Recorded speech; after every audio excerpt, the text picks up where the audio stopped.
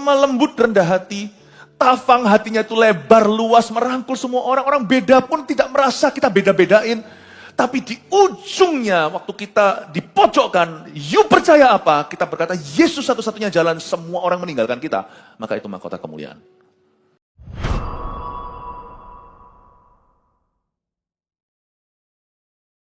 Hari ini kita mau dimurnikan, dimandikan dengan firman. Saya menyampaikan 5 kali firman ini, sehabis saya berdoa, saya rasa Tuhan taruh di hati saya sebagai gembala untuk memberimu makan dari firman yang akan membetulkan, mengoreksi keyakinan-keyakinan kita yang error. Hati-hati, karena dunianya Tuhan itu, kerajaan Allah adalah kerajaan iman.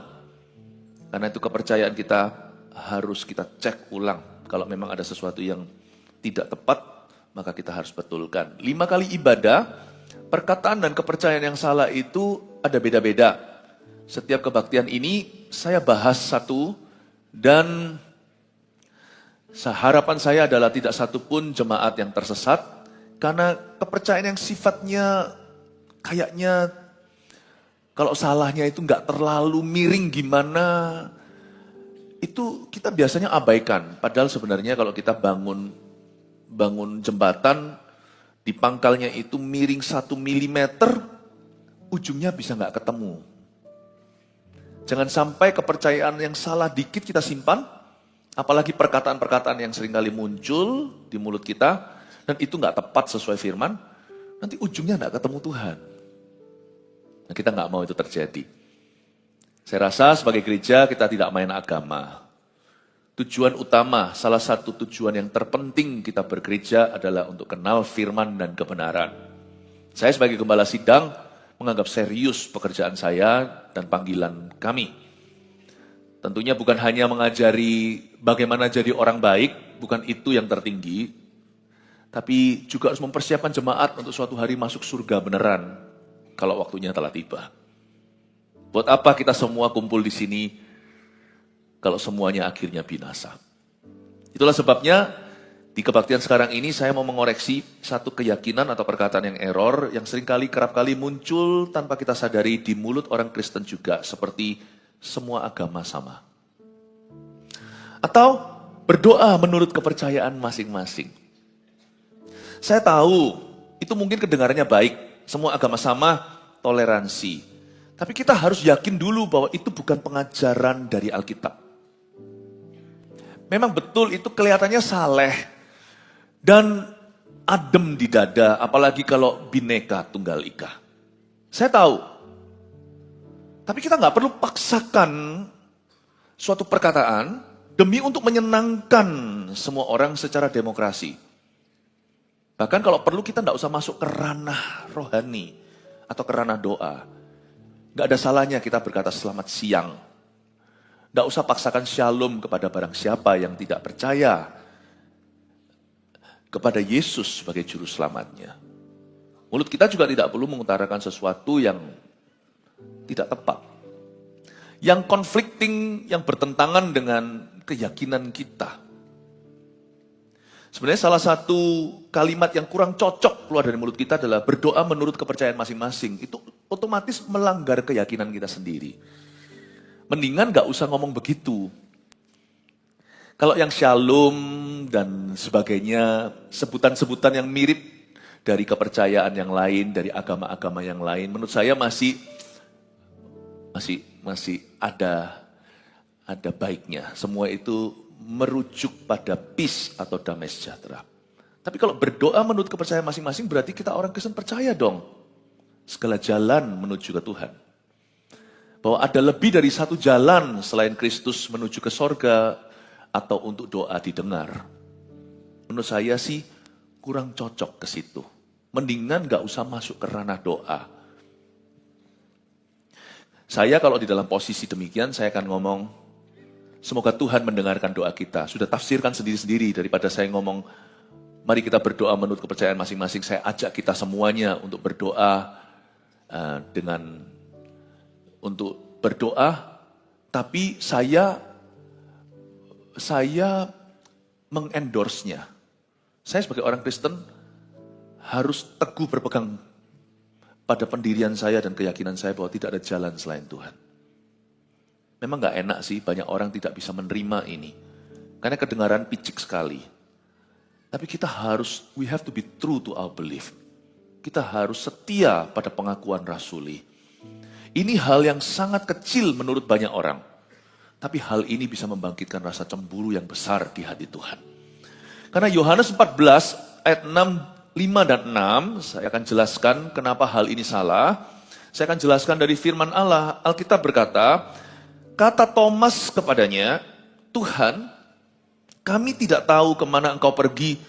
Jadi bagaimana kami tahu jalan ke situ? Kata Yesus kepadanya, akulah jalan dan kebenaran dan hidup. Tidak ada seorang pun yang datang kepada Bapa kalau tidak melalui aku. Terlalu jelas. It has been clearly stated and written. Sudah dicetuskan dengan gamblang, dituliskan secara vulgar. Tidak ada seorang pun, satu jiwa pun tiada, yang bisa datang kepada Bapa, kepada Pencipta, kepada Tuhan Allah semesta, dan ke sorga, kalau tidak itu kecuali tidak ada pilihan lagi, kalau tidak melalui aku. Ini perkataan Yesus Kristus. Either we believe that He is the Lord, antara kita percaya bahwa Dia sungguhan Tuhan, or if not, then He is a lunatic. Kalau tidak berarti Dia tidak waras. Yesus itu ngomong apa adanya. Dia tidak memberikan ruang opsional. Dan dia ngomong dengan sangat-sangat definitif. Tidak meninggalkan ruang abu-abu atau ambigu. Dia berkata, akulah jalan, tiada yang lain. Wow. Saya waktu berdoa ini, saya merasa sebagai gembala dan sebagai penginjil, pemberita Injil juga, saya merasakan di dalam jemaat masih ada fondasi iman yang belum kuat. Tetap ada masih di sini yang merasa, iya sebenarnya semua agama sama. Semua tahu mengajarkan kebaikan. Semua jalan ke Tuhan. Jangan sampai Yesus didiskon di hatimu dan jangan-jangan Yesus sama sekali bukan Tuhan. Ketika Yesus adalah salah satu Tuhan, maka dia bukan Tuhanmu.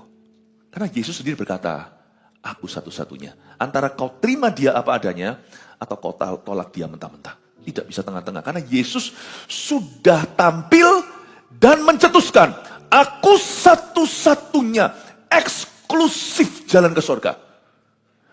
If you take him seriously, kalau kita serius menerima Yesus, then you believe what he said.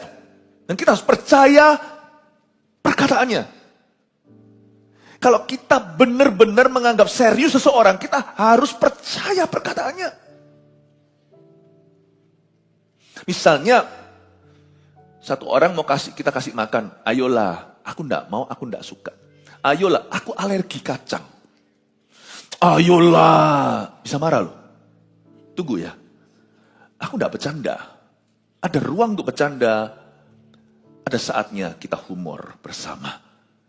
Tapi aku beritahu kamu aku alergi kacang.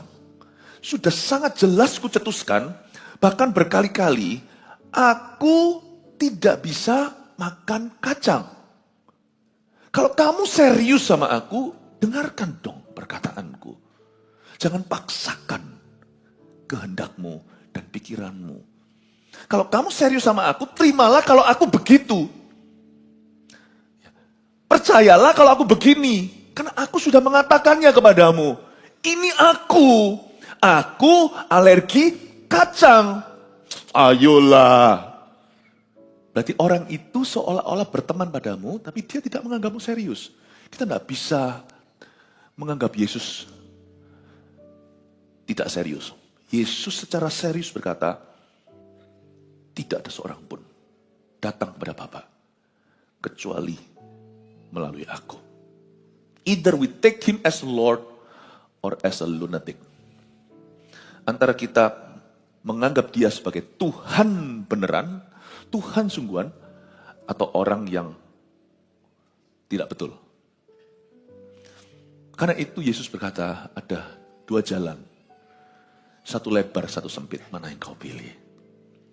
Kita tidak bisa loh ikut Yesus lalu kita percaya semua agama sama. Tidak bisa. Simply cannot. Tenggang rasa kita, toleransi itu dalam sifat kemanusiaan. Bukan soal Injil kerajaan. Soal kemanusiaan misalnya kalau saya melihat seseorang perlu saya bantu, saya nggak lihat agamanya. Saya nggak lihat agamanya. Waktu saya jalan di sebuah jalanan yang sepi lalu kelihatan satu orang bocor kepala, mungkin jatuh dari motornya nggak pakai helm. Saya nggak akan tanya dulu, sana agama apa? Kalau saya bisa bantu, saya akan bawa dia, masukkan kendaraan saya, langsung bawa ke UGD. Langsung bawa ke unit gawat darurat. Saya tidak akan pandang agamanya. Kemanusiaan, tenggang rasa, toleransi, kasih.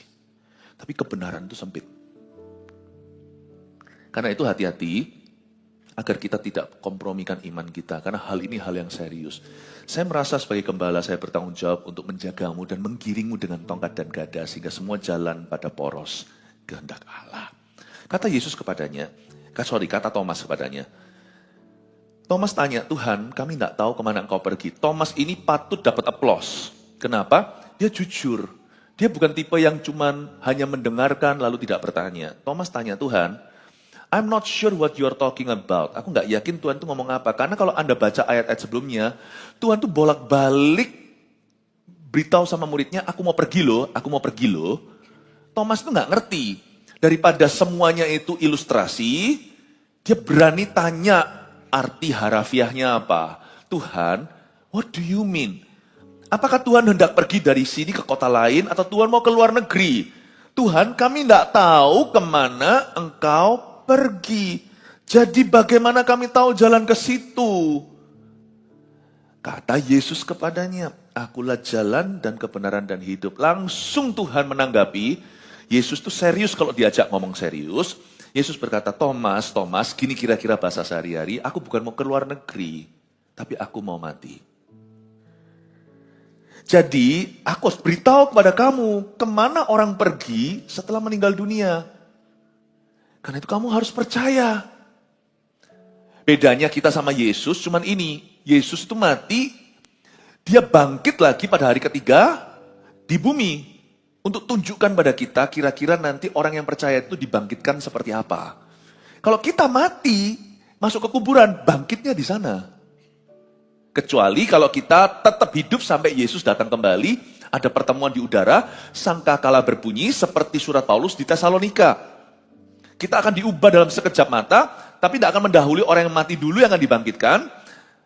Lalu setelah itu menyusul kita-kita yang masih hidup menyongsong kedatangan Tuhan. Tapi kalau kita matinya sebelum sangkakala berbunyi, kita mati.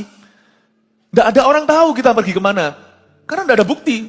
Kita mati ke kuburan, paling orang hanya menulis yang nice-nice, yang baik-baik tentang kita, telah pergi ke rumah Bapa atau meninggal telah pergi dengan tenang dan sebagainya.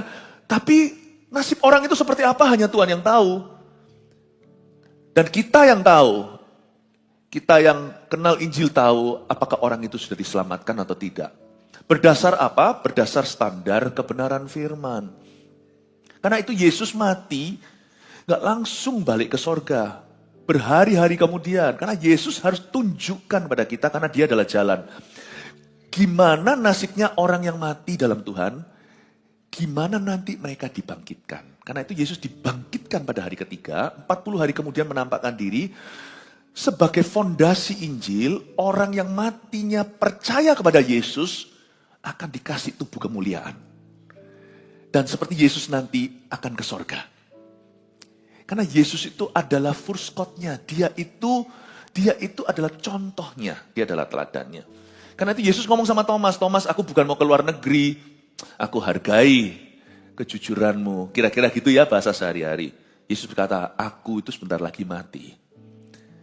Dan sekarang yang kuperkenalkan kepadamu ini adalah jalan keselamatan, bukan agama doang. Karena itu, catatlah dan camkanlah di hatimu. Akulah jalan, kata Yesus.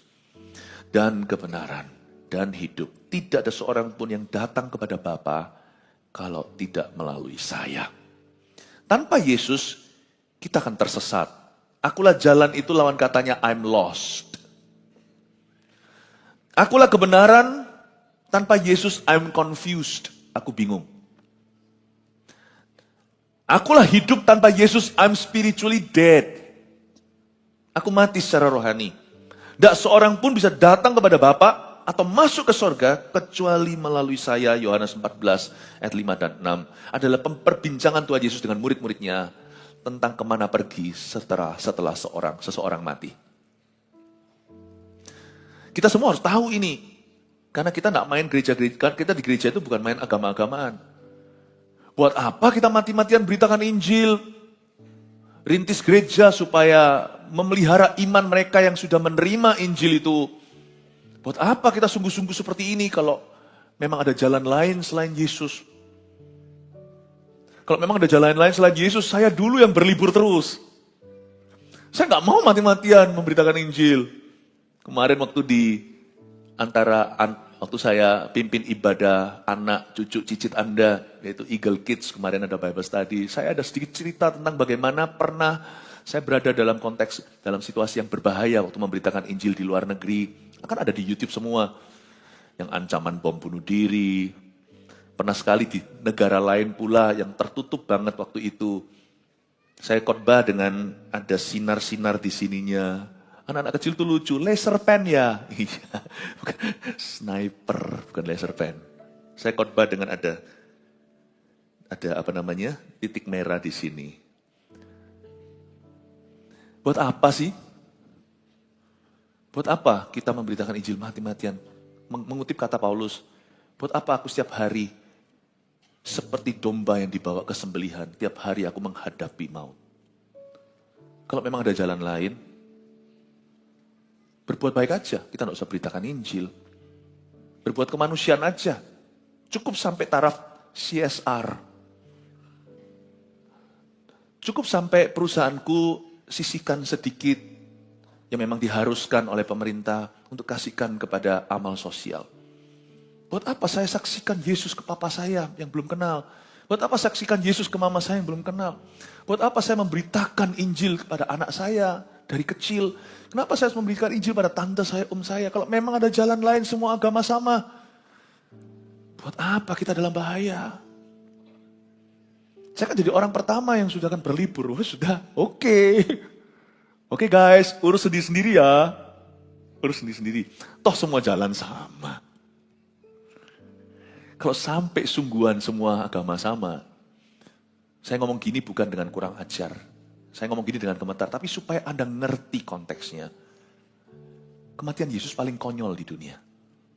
Itu ada jalan lain. Oh ya? Ya. Cangkok ginjal. Kalau memang minum obat aja bisa, ngapain dicangkokkan? Itu kan ambil ginjal orang lain. Sorry, dokternya bilang kilaf. Kenapa? Sudah terlanjur cangkok.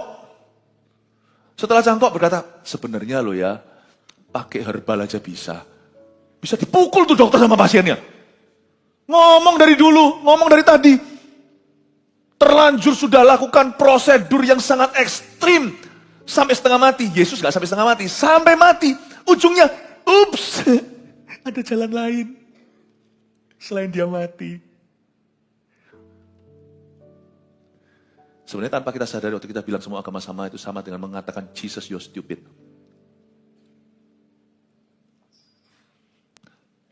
Pahami ini ya.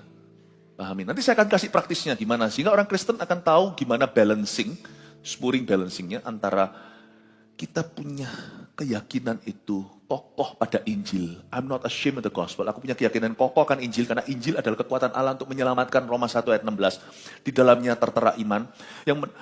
Kebenaran Allah. Dan yang memimpin kita dari iman kepada iman. Antara kita punya keyakinan kokoh pada Injil. Dan kita bisa membawa diri dengan gracefully. Membawa diri dengan begitu sweet dan manis. Di tengah-tengah semua perbedaan di dunia. Bagaimana caranya kita bisa tetap tenggang rasa, tapi tidak kompromi. iman kita. Nanti saya akan ajari simple kok. Ya. Mari kita lihat dulu Kisah Para Rasul pasal 4 ayat 11 sampai 12. Yesus adalah batu yang dibuang oleh tukang-tukang bangunan. Yaitu kamu sendiri, namun dia telah menjadi batu penjuru. Pahami ya, batu penjuru itu hanya satu.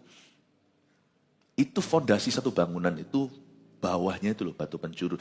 Dan keselamatan tidak ada di dalam siapapun juga selain di dalam Dia. Sebab di bawah kolong langit ini tidak ada nama lain yang diberikan kepada manusia yang olehnya kita dapat diselamatkan.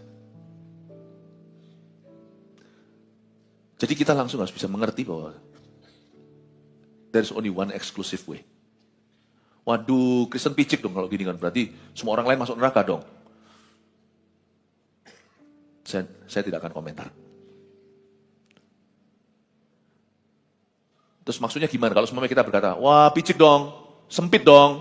Berarti yang lainnya masuk neraka semua tuh, orang baik loh. Malah lebih baik dari orang Kristen. Saya tidak akan menjawab langsung, saya akan lemparkan kembali pertanyaan. Menurut Anda gimana? Orang yang ngomong gitu saya akan tanya, menurut Anda gimana? Yang lainnya juga bisa masuk surga tanpa Yesus. Ya iyalah, masa Yesus doang? Saya akan tanya orang itu. Kalau orang itu kan ngomong gitu biasanya orang Kristen kan. You percaya Yesus? Ya iya percaya Yesus. Kok enggak percaya lo perkataannya? Yesus ngomong akulah jalan. Tak ada seorang pun kecuali aku, melalui aku. Paham maksud saya? Saya akan lempar kembali, saya tidak akan jawab. Saya akan lempar. Jadi menurut Anda gimana? Daripada kalau saya jawab, jebakan. Kalau memang orang niatnya adalah menjatuhkan, bukan untuk belajar kebenaran. Jadi saya lempar kembali pertanyaan. Jadi menurut Anda, masuk nggak semua yang lainnya? Ya mungkin bisa lah, orang kalau gini gitu, baiklah, berbuat inilah, nggak pernah berdosa lah, baiklah. Oke, berarti bisa ya? Bisa. Anda sendiri apa? Saya sendiri Kristen. Anda percaya Yesus? Percaya. Kok nggak percaya? Perkataannya. How can you say you believe in Jesus but you reject His saying? Gimana Anda bisa percaya, mengaku percaya pada Yesus tapi Anda menolak perkataannya? Kok bisa? Manusia aja nggak mau digituin kok. Manusia nggak mau digituin. Misalnya di sini ada satu pasangan suami istri, istrinya berkata, aku nak mau dimadu, lalu dia berkata, udahlah, aku cinta padamu. Tapi dia tidak mau mendengarkan perkataan istrinya, tetap dia cari istri kedua. Istrinya kan berkata, if you love me, you take me seriously. Kalau kamu cinta sama saya, kamu harus serius. Saya harus anggap saya serius. Bagaimana kita bisa percaya Yesus, tapi kita tidak menganggap perkataannya serius? Dan ini adalah perkataan para rasul, dan keselamatan tidak ada di dalam siapapun juga selain di dalam Dia. Sebab di bawah kolong langit tidak ada nama lain yang diberikan pada manusia yang olehnya kita dapat diselamatkan. Mungkin ini adalah sesuatu yang sulit diterima oleh banyak orang. Tetapi kita tidak bisa pungkiri bahwa hal ini dengan jelas dan gamblang ditulis dalam Alkitab. Yesus mengatakannya, para rasul, para murid mengajarkannya. Jadi kita tidak bisa menyangkali bahwa inilah kata Alkitab. Akhirnya kita harus ditarik ke level fondasi, percaya nggak Alkitab adalah firman Allah? Atau lebih percaya opini manusia dan pikiran sendiri? I know it's hard to accept, but you cannot deny it. It's been plainly stated and written in the Bible. Bahwa tidak ada jalan lain. Mungkin ada yang bertanya, bagaimana dengan bayi yang mati? Bagaimana dengan orang yang tidak pernah dengar Injil sama sekali? Saya tetap yakin, pada waktu saya tidak punya jawaban, saya lihat karakter Tuhan. Di dalam dirinya tidak ada pertukaran bayangan. Allah itu adil. Allah itu benar, besar dan ajaiblah karyamu, adil dan benarlah jalanmu. Allah itu adil dan benar. Kalau kita aja bisa punya rasa keadilan sampai-sampai mengangkat diri sendiri sebagai pengacara bayi dan pengacara mereka yang meninggal tanpa dengar Injil, Apalagi Tuhan yang pernah mati.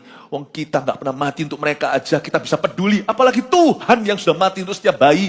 Dan setiap jiwa sepanjang sejarah yang nggak pernah sungguhan loh ya, yang nggak pernah dengar Injil, lalu meninggal dunia. Tuhan lebih mengasihi mereka. Kalau saya tidak punya jawabannya, saya akan melihat, memandang pada keadilannya. Karena karakternya tidak pernah berubah. Tuhan Yesus tidak berubah dulu, sekarang, selama-lamanya. Tapi, bagaimanapun juga, jikalau bayi dan orang yang tidak kenal Tuhan ini pada akhirnya diselamatkan, pasti dikarenakan pengorbanan Yesus. Jadi tidak bisa lari dari itu. Tetap semua keselamatan lewat pengorbanan Yesus. Saya pernah dulu khotbah, zaman dulu sekali, dari kitab Roma. Nanti kapan-kapan saya akan ajar lagi. Bagaimana dengan orang yang tidak pernah dengar Injil sama sekali? Seperti nenek saya sendiri. Bobo saya tidak pernah dengar Injil. Tidak bisa ngomong bahasa Indonesia. Di Indonesia belum ada gereja yang Chinese yang bisa Injilin. Tinggalnya di gunung, di puncak. Waktu itu. Baiknya orang.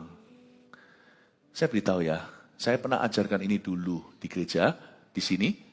Bagaimana dengan orang yang tidak pernah dengar Injil? Waktu mereka mati, melek ketemu Tuhan. Kalau hati nurani mereka dijaga, Roma, di kitab Roma, di surat Roma dikatakan, dengan pewahyuan nurani yang mereka jaga, orang dengar Injil, tidak dengar Injil, tahu selingkuh itu salah. Orang dengar, tidak dengar Injil itu tahu bunuh itu salah. Curi ayam tetangga itu salah. Orang yang di zaman batu masih pakai kotek kaca, tahu kok menculik itu salah. Dengan terang yang ada dari Taurat yang ditulis di hati dan dada, Tuhan akan nilai dari itu. Dan waktu mereka ketemu Tuhan, kalau mereka jaga nurani, saya percaya hal pertama yang mereka katakan waktu mereka melek di akhirat adalah, ini yang selama ini aku cari. Tapi kalau mereka melek di sana, hati mereka jahat dan jahanam sepanjang hidup. Mereka selalu melanggar nurani terus menerus. When they see Jesus, waktu mereka ketemu Yesus, mereka pasti akan mencemooh dia seperti dua penyamun yang di kiri dan kanan Tuhan. Yang satu ready to be saved, siap untuk diselamatkan. Yang satu lanjutkan dosanya. Udah terpongah-pongah, gak bisa nafas di atas kayu salib. Masih bisa aniaya orang benar. Hari itu ia menganiaya Yesus. Saya percaya hati itu tidak bisa berubah waktu orang mati. Waktu kita mati, kita akan bawa hati itu ke akhirat. Seperti waktu kita datang, dokter yang pertama kali mendeteksi di dalam kandungan seorang ibu ada bayi, itu hanya detak jantungnya, dek, jantungnya belum terbentuk. Itu bicara tentang nyawa. Nyawa adalah hati seseorang. Your heart don't change when you die. Hatimu tidak berubah waktu kau mati. Sungguhan. Hati juga nggak berubah waktu Anda kena anestesi, waktu dioperasi, waktu bangun baru sadar, masih nge-fly. Nanti diceritain, ngomong gini gitu, Anda nggak sadar, Anda nggak merasa ngomong demikian. Tapi kalau orang itu baik, waktu dia anestesi bangun, waktu kena obat bius, dia sadar, dia bisa lihat keluarganya, I love you. So, saya pernah alami itu waktu saya operasi, anak saya cerita, Vanessa, sampai nangis dia bilang sama saya, Daddy I love you, saya bilang I love you more. Saya nggak ingat sama sekali, hatimu itu nggak bisa berubah. Tapi kalau jahat, saya pernah sekali ketemu sama satu orang yang kami layani, saya dipaksa oleh keluarganya untuk layani. Ketika dia baru bangun dari obat biusnya, pertama keluar dari mulutnya adalah sumpah serapah. Tut gitu. Tut, where am I? Nggak berubah. Orang kena demensia, orang kena pikun lah misalnya ya. Misalnya, nggak bisa ingat nama lagi. Tapi dengan orang-orang yang dia nggak kenal, dia nggak mau didekati. Tapi dengan anak sendiri dicium, dia mau. Padahal dia nggak ingat nama anaknya dan nggak tahu itu siapa. Your heart don't change. Even when your memory is gone. Waktu memori Anda hilang, hatimu tidak berubah. Nurani itu nanti yang ketemu Yesus. Dan orang-orang yang diselamatkan, itu hanya Tuhan ya. Adikodrati atau itu ada kedaulatan Allah. Saya tidak berani guruin. Tapi saya bisa percaya pada Allah. Kenapa? Allah kita itu adil. Wong dia yang pernah mati untuk mereka kok. Saya nggak pernah. Kenapa saya yang panik? Kenapa saya di sini mencoba mendudukkan Tuhan di kursi terdakwa. Katanya Injil adalah satu-satunya jalan. Gimana dengan? Lalu saya mulai ludahi dia. Gimana dengan orang ini? Gimana dengan orang itu tidak pernah dengar Injil? Gimana dengan bayi? Come on lah manusia. Kita nggak pernah mati untuk siapa-siapa. Dia udah mati untuk semua. Yang pasti kalau ada orang-orang yang saya sebutkan ini akhirnya diselamatkan. Karena hatinya akhirnya ketemu Yesus. Kalau sampai mereka diselamatkan. Itu pun melalui pengorbanan Yesus.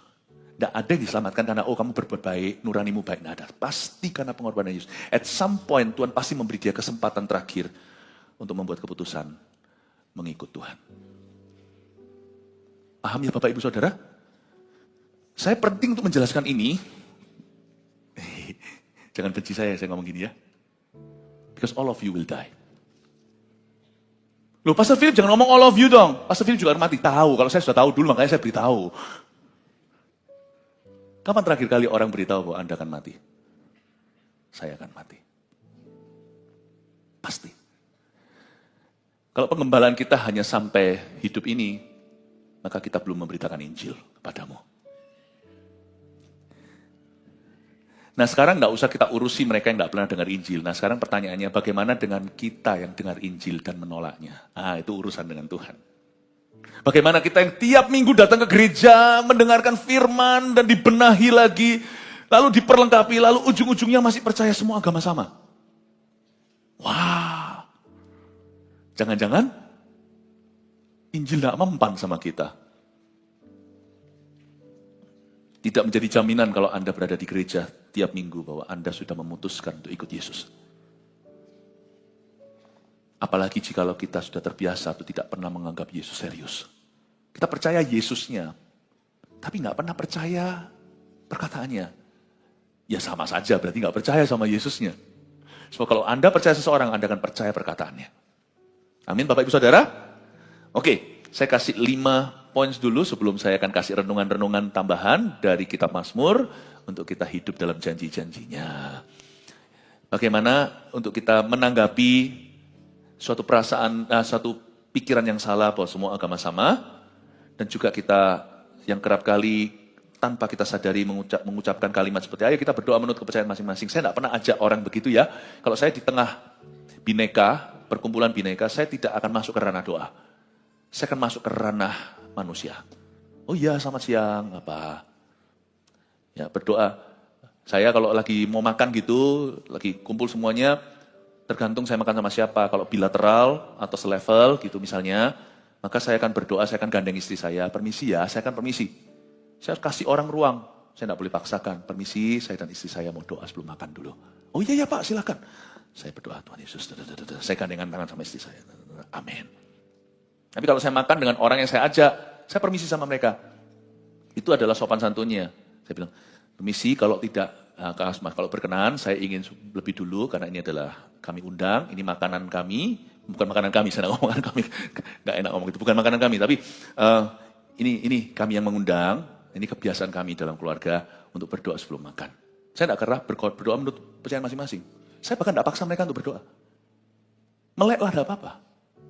Ya, karena saya ngundang dan mereka tahu saya siapa. Ya, ya saya akan doa dulu ya, Bapak Ibu. Oke, mereka. Tuhan Yesus, saya, istri, anak dan semua siapa yang ada di sana, kami berdoa, bla bla bla dalam nama Yesus. Amin. Terima kasih. Silakan makan. Saya tidak akan menawarkan berdoa menurut kepercayaan masing-masing. Kalau saya datang di sebuah pertemuan di mana mereka berdoa dengan kepercayaan yang lain, saya akan ada di sana. Saya akan menghormati mereka. Dan ketika mereka berdoa, saya tidak akan ikut berdoa. Karena jalurnya beda. Saya akan diam mengheningkan cipta. Menghormati tuan rumah. Saya akan di sana, dan saya tetap melek mata. Dan saya hanya cuman diam begini, tidak melihat siapa-siapa. Menunggu mereka selesai. Oke. Saya tidak ikut berdoa. Kenapa? Karena saya tidak mau Yesus disamakan. Saya tidak mau mengendorse bahwa it's alright with me. Saya datang, tahu undang, saya hargai. Kepercayaan beda, kita beda percayanya. I honor you. Saya menghargaimu sebagai sesama warga negara dengan hak-hak bebasnya. Saya datang ke situ, mereka berdoa. Saya melek mata, tapi tidak HP-an. Tetap saya dengan sikap yang sangat-sangat respectful. Tapi not praying. Saya hanya buka mata saya, diam saja. Beginilah kira-kira, misalnya Anda di situ. Amin, selesai. Amin. Oke, selamat ya Pak, dan sebagainya.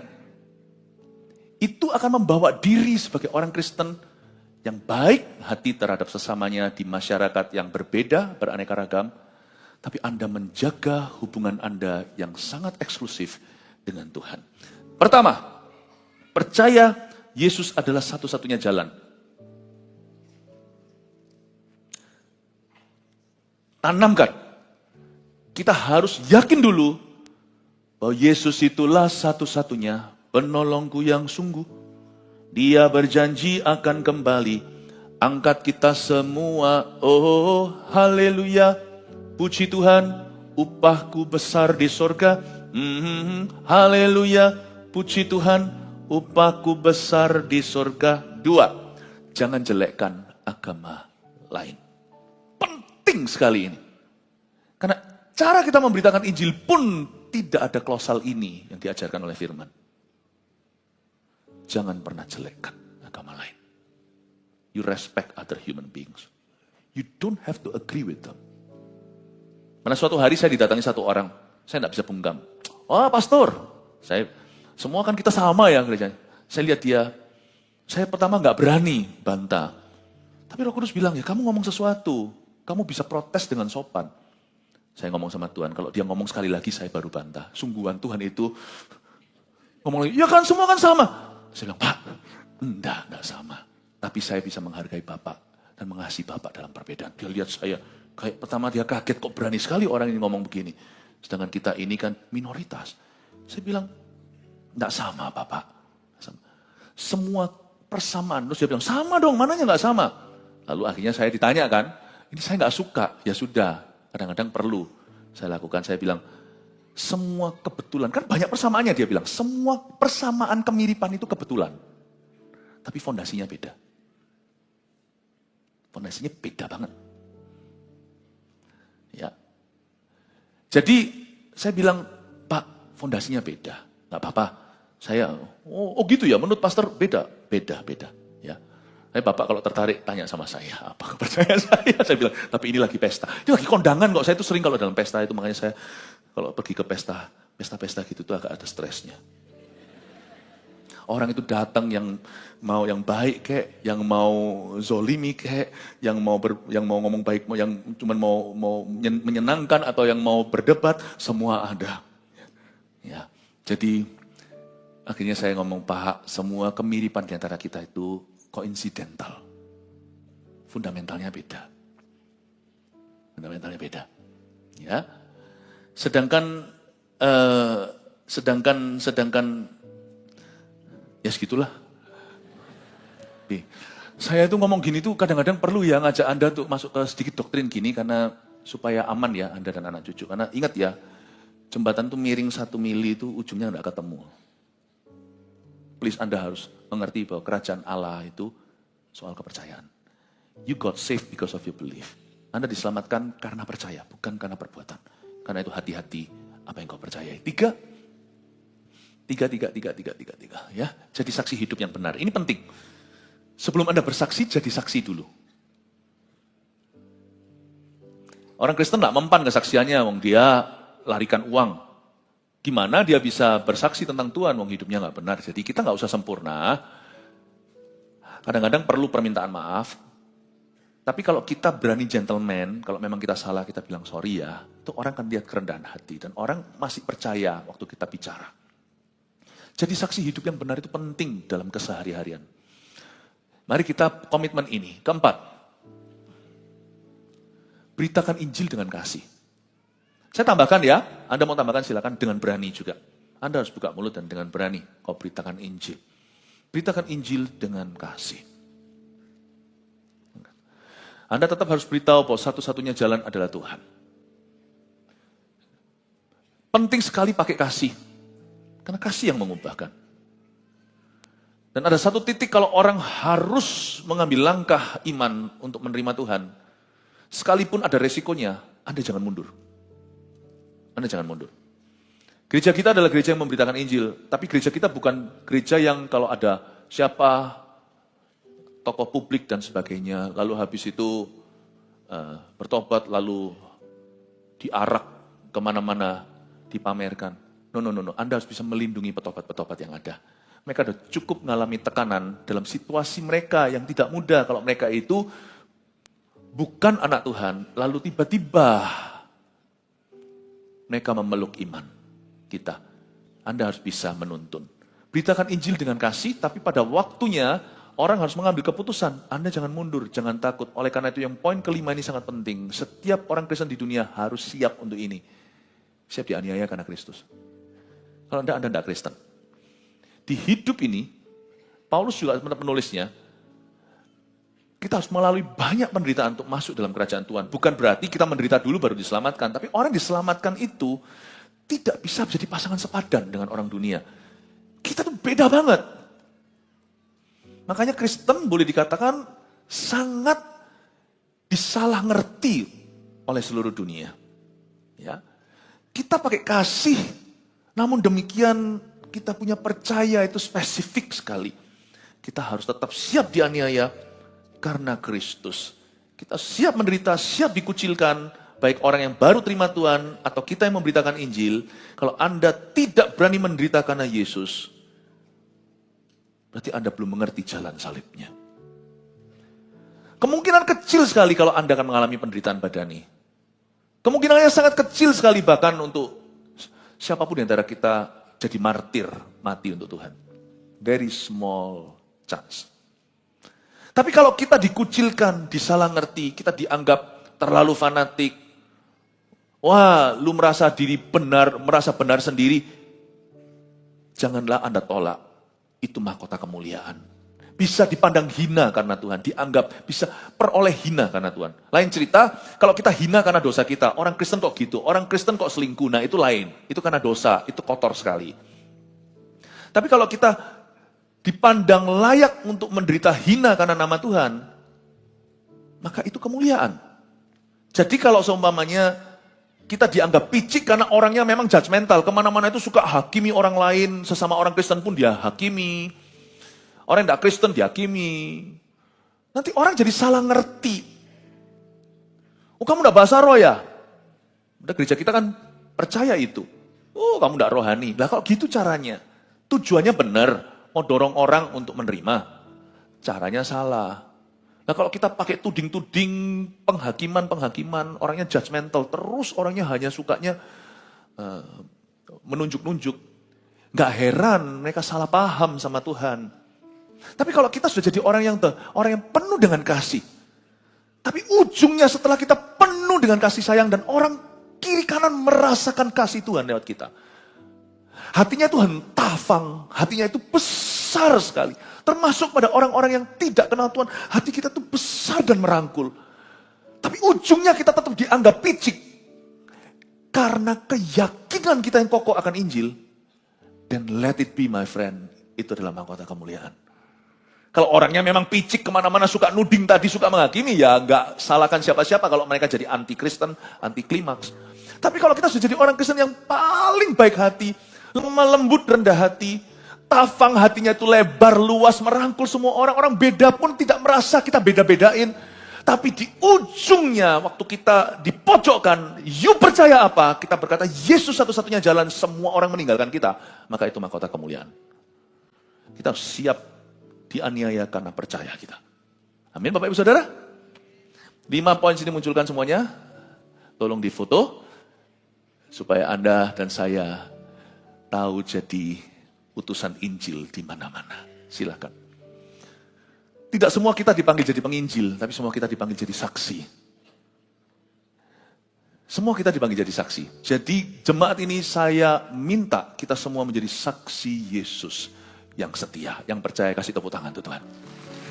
Terakhir, mari kita buka Mazmur pasal 23. Mungkin saya nggak bisa banyak bahas Mazmurnya yang di ibadah ini, tapi cukup saja secukupnya.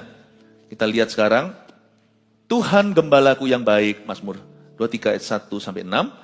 Mazmur Daud, Tuhan adalah gembalaku, takkan kekurangan aku. Ia membaringkan aku di padang yang berumput hijau. Ia membimbing aku ke air yang tenang. Ia menyegarkan jiwaku. Ia menuntun aku di jalan yang benar oleh karena namanya.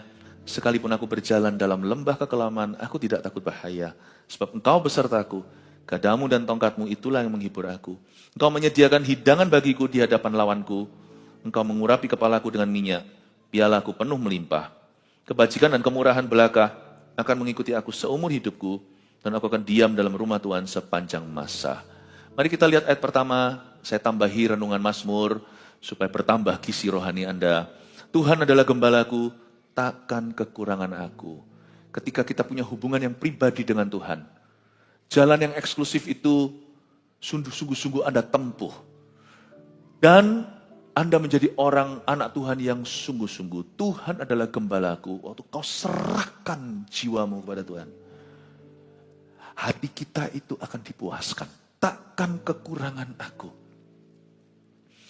Seringkali hal pertama yang dirasa oleh seorang yang baru lahir baru adalah sukacita dan damai sejahtera. Katakan sukacita dan damai sejahtera. Itulah ayat 2. Ia membaringkan aku di padang yang berumput hijau. Ia membimbing aku ke air yang tenang. Saya gak bisa jelaskan apa yang harusnya dirasakan. Orang yang sungguh-sungguh menerima Yesus sebagai Tuhan dan Juru Selamatnya, orang itu menerima sukacita dari sorga dan damai sejahtera yang bukan dari dunia. Itu yang disebut dengan ia membaringkan aku di padang yang berumput hijau. Kadang-kadang bayi rohani itu kalau memberi deskripsi itu paling sederhana. Misalnya kalau satu orang baru kita tuntun terima Yesus, sekalipun dia melakukan hal itu penuh resikonya. Tapi kalau saya tanya ya, saya bolak-balik kan, saya ini kan pemberita Injil, saya ini saksi Yesus seperti Anda, dan plus saya juga seorang penginjil secara profesi.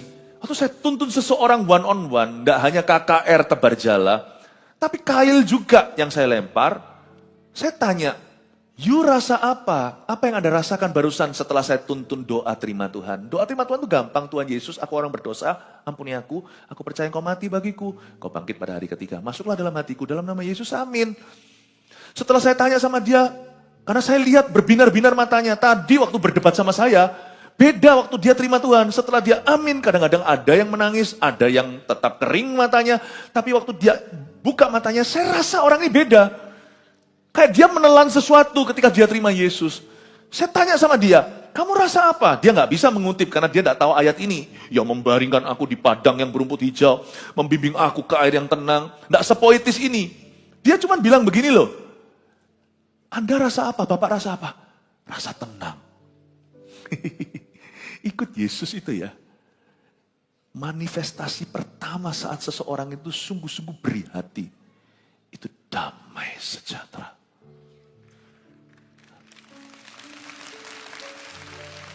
Jangan lupa, sampai hari ini kalau kita sudah kenal Tuhan 40 tahun, damai itu tetap tersedia loh.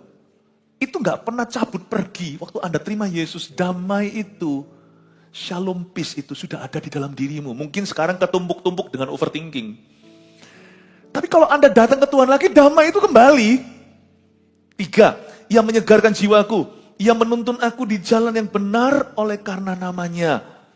Coba ayat 3 itu, ia menuntun aku. Katakan ia menuntun aku. Ketika seseorang terima Yesus, bayangkan di sini ada hatimu. Hati ya, gini ya. Di tengah-tengah dulu adalah dirimu. Yang penting aku. Hanya ada Allah Tritunggal yang ku tahu. Aku, saya, dan punyaku.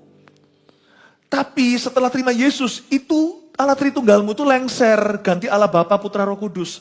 Yang di tengah-tengah itu Yesus. Sejak Yesus di tengah, hidupku bukannya aku lagi, tapi Yesus dalamku. Hidupku bukannya aku lagi, tapi Yesus dalamku. Yesus hidup dalamku. Hidupku bukannya aku lagi, tapi Yesus dalamku. Pro kontranya, plus minusnya, saya beritahu dulu gak enaknya. Berarti mulai hari ini bukan kehendakku lagi yang jadi, tapi kehendakmu. Enaknya di sini loh, kehendak Tuhan itu selalu lebih baik daripada kehendak kita. Karena Tuhan lebih tahu, lebih kenal kita. Paling tidak Tuhan tahu masa depan, kita nggak tahu apa-apa. Kita hanya tahu yang ku mau, tapi itu hanya Tuhan yang tahu yang ku perlu. Ia menuntun aku di jalan yang benar itu berarti sejak kita lengser dari tengah, waktu seseorang punya personal relationship, hubungan pribadi dengan Yesus, Yesus otomatis jadi raja. Jangan aja jadikan juru selamat, dia harus jadi Tuhan. Dan waktu di tengah itu memang susah. Kalau zaman dulu, lu tampar pipi kananku, gua tampar pipi kiri lu. Kalau perlu, gua tampar kanan kiri lu. Tapi sekarang aku harus ngampuni. Susah rasanya. Haruskah aku ngampuni? Karena Tuhan akan menuntun kita beda. Tuhan tuh selalu nuntun kita ke satu alamat. Kalau Anda tidak tahu tuntunan Tuhan yang lebih spesifik, siapa jodohku, apakah aku kerja di situ atau di sini kalau dua-dua diterima, jurusan apa, waktunya beli rumah atau masih kontrak saja, itu nanti kedua, itu sekunder. Yang pasti ya, kalau Anda tidak usah ragu lagi, itu pasti tuntunan Tuhan adalah kalau Anda dituntun ke jalan yang benar. Mencuri atau mengembalikan, itu jelas-jelas mengembalikan, itu adalah jalan Tuhan. Membenci atau mengampuni, mengampuni. Udah, ini nggak teka-teki lagi. Yang teka-teki itu yang tadi tuh, yang sekunder tadi. Oke, selingkuh atau setia? Setia. Berdoa atau malas? Malas. Melayani atau pasif? Melayani. Kalau Anda ragu tentang tuntunan Tuhan di hidupmu, ikuti aja jalan yang benar, itu tuntunan Allah. Dari situ Anda akan ketemu rumput hijau air tenang. Sekundernya akan ketemu nanti. Meskipun Anda tidak tahu imanmu pas-pasan, tidak yakin iya atau enggak. Nanti ujungnya Tuhan bekerja sama dalam segala perkara. 2 tahun kemudian Anda menoleh ke belakang. Ups, aku dituntun Tuhan tanpa ku sadari. Ikuti aja jalan yang benar. Ikuti aja. Jadi, tuntunan Tuhan itu akan semakin nyata. Kalau kita terima Tuhan itu, kita bukan terima agama. Kita menerima rencana Bapa. Memang pro kontranya, ruginya dulu kita kayaknya dikalahkan. Tapi kita dikalahkan untuk dimenangkan. Kita ini ngalah untuk menang. Kita ngalah karena Tuhan yang akan memberi kemenangan pada kita. Mulai sekarang semua pakai cara Tuhan, bukan caraku. Kalau dulu caraku bisnis, yang penting untung. Peduli amat orang itu gimana, peduli amat kalau itu adalah anak uang sekolah orang itu, ya bodoh-bodoh dia mau percaya, lari. Sekarang nggak bisa. Sebab ada satu golden rule, ada satu peraturan emas. Do unto others what you want others to do unto you. Lakukan pada orang lain sebagaimana kamu ingin diperlakukan. Waduh Tuhan, gak enak ikut Tuhan. Gak enaknya kerasa waktu kita sedang diproses. Tapi nanti kita lihat hasil akhirnya, kita akan terbelalak ternyata enak ikut Tuhan. Karena kita dituntun di jalan yang benar lalu ketemu rumput hijau air tenang. Pahami waktu Yesus di tengah-tengah, hidupmu berubah. Karena dia akan memimpinmu. Dia menuntunmu. Sekalipun aku berjalan dalam lembah kekelaman, aku tidak takut bahaya. Sebab engkau besertaku, gadamu dan tongkatmu itulah yang menghibur aku. Seperti anak yang nangis, gak apa-apa biarin dia nangis, anak kecil. Ada waktunya hidup akan membuat kita nangis, sekalipun kita berjalan dalam lembah kekelaman. Ikut Yesus bedanya sama ikut berhala, catat. Pada waktu kita susah, dia semakin nyata. Tapi kalau ikut berhala waktu kita susah, kita semakin dibuat susah. Disuruh ini, disuruh itu. Tapi kalau ikut Yesus, sekalipun aku berjalan di lembah kekelaman pun, aku tidak takut sebab engkau beserta. Ikut Yesus itu, Tuhan itu tidak setia pada kita waktu kita suka saja. Seperti orang nikah, dalam suka, duka, sakit, sehat, kaya, miskin. He is our faithful husband. Dia adalah gembala kita. Hokinya kita tuh bisa terima Tuhan. Hokinya. 5. Engkau menyediakan hidangan bagiku di hadapan lawanku. Engkau mengurapi kepalaku dengan minyak, pialaku penuh melimpah. Katakan kepalaku diurapi, katakan kepalaku diurapi. Dan Tuhan tuh hebat. Kalau Tuhan tuntun kita, Tuhan sediakan. Tuhan tuh kasih urapan. Kita itu kalau kita punya hubungan pribadi dengan Tuhan tuh memampukan kita melakukan segala sesuatu sungguhan. Kalau saya dipanggil jadi pengkhotbah, Tuhan pasti akan kasih saya sermonnya. Pialaku tuh tidak pernah kosong, pasti melimpah. Ada urapan di kepala. Tuhan itu kasih kita urapan itu kuasa. Memampukan kita. Kita tuh punya Tuhan yang memampukan kita. Lalu ayat 6, kebajikan dan kemurahan belaka akan mengikuti aku seumur hidupku. Bukan berarti tanpa masalah. Masalah ada masa kadaluarsanya, tapi kebajikan kemurahan itu forever selamanya. Kebajikan kemurahan belaka akan mengikuti aku seumur hidupku.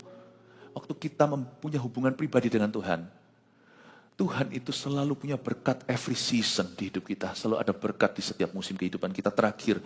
Dan aku akan diam dalam rumah Tuhan sepanjang masa. Salah satu